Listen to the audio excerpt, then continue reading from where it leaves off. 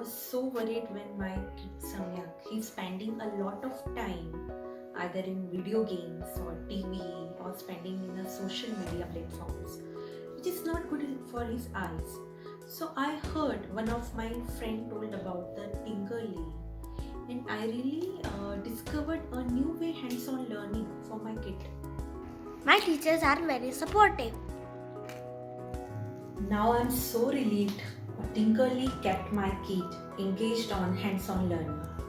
This course is blended with STEM learning kit as a part of the play-based curriculum. It will automatically reduce unproductive screen time. So it helps to bring out the maker traits for my child. So I'm very glad that I have chosen a Tinkerly. Thank you, Tinker.